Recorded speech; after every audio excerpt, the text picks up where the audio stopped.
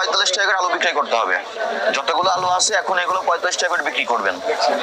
এরপরে যদি এই পর্যায়ে আপনারা বিক্রি করার মতো আলু না পান, দরকার নাই, কিন্তু আলুর অস্বাভাবিক মূল্য বৃদ্ধি করা যাবে না।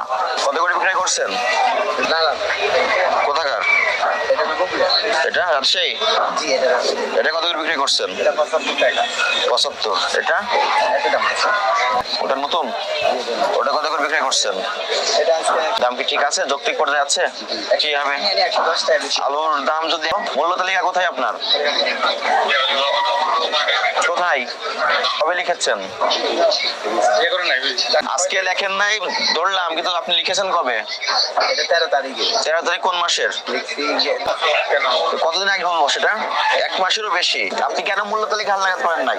আলুর রসিদ দেখান প্রত্যেকটার। আপনি আমাকে রসিদ দেখালেন 6 তারিখের। আপনার কি মনে হয় 75 টাকা 120 টাকা আলু এটা যৌক্তিক পর্যায়ে? আপনাকে তো আলু, নতুন আলু রসিদ দেখান। 110 টাকা কেন বিক্রি করছেন? প্রমাণ কি? কোন ডকুমেন্টস তো নাই। এই বাজারে 45 টাকা করে আলু বিক্রি করতে হবে। যতগুলো আলু আছে এখন এগুলো 45 টাকা করে বিক্রি করবেন। এরপরে যদি এই পর্যায়ে আপনারা বিক্রি করার মতো আলু না পান, দরকার নাই, কিন্তু আলুর অস্বাভাবিক মূল্য বৃদ্ধি করা 45 টাকা করে আলু বিক্রি করবেন।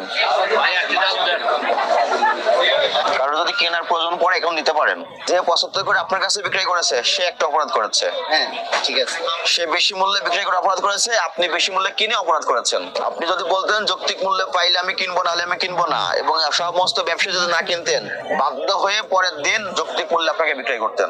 আপনি মূল্য তালিকা প্রদর্শন করেন নাই, আপনার কোনো ট্রেড লাইসেন্স নাই, বিক্রি করছেন, সমস্ত কিছুই অপরাধ। আপনি অপরাধ স্বীকার করেন?